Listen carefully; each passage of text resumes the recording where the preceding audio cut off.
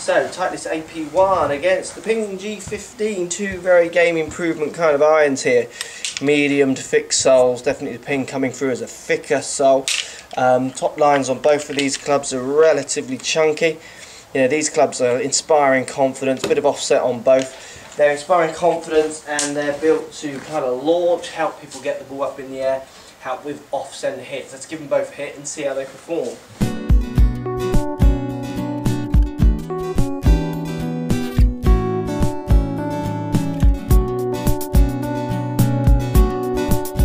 So let's start with Titleist AP1. Now I like AP1 as a game improvement iron. I like the fact that it kind of tries to do a bit of both. It looks nice. It definitely looks bigger than like the AP2, but it certainly doesn't look as chunky and as maybe as offensive as other game improvement clubs out there. So you do get a bit of classic styling with the AP1.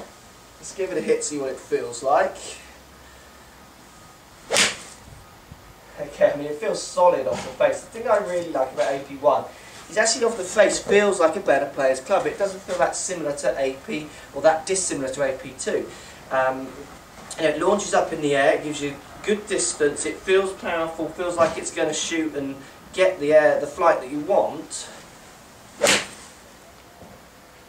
But it still feels pretty solid off the face. That feels good. So AP1, slightly longer in the head, it's medium chunky on top.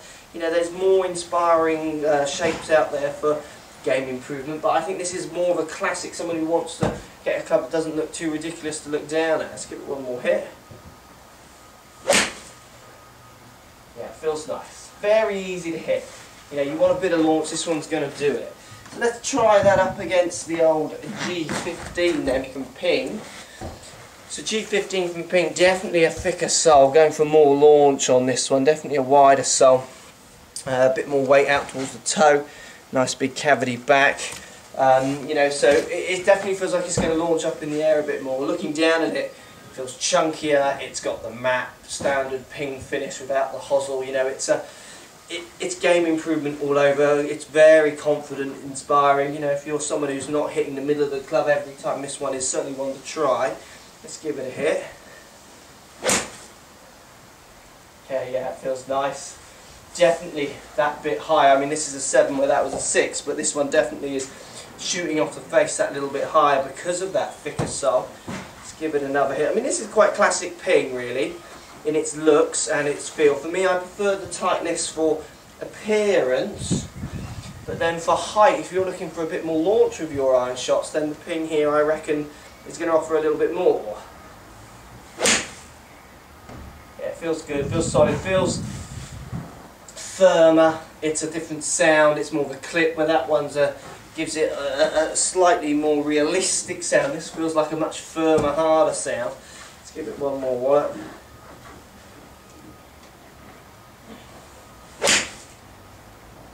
Yeah, it does feel good and it makes good distance with the Ping. So look, both of those clubs are doing the same thing really. Look, if you're after a bit of height, I think G15 is going to offer a bit more in launch factor. If you're after looks as well as performance, AP1's going to win there. Both do a very good job though. They're definitely good for off-centre hits, good for golfers who want some help.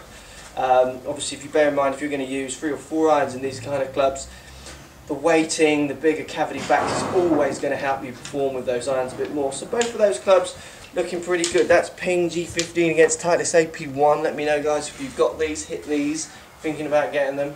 Let me know your thoughts, be interesting to hear, and everyone watching, I would always like to read the comments to see what you guys out there are thinking. Titleist AP1, Ping G15, both offer some good feedback for both kinds of players. Thanks for watching, guys. See you in the next video.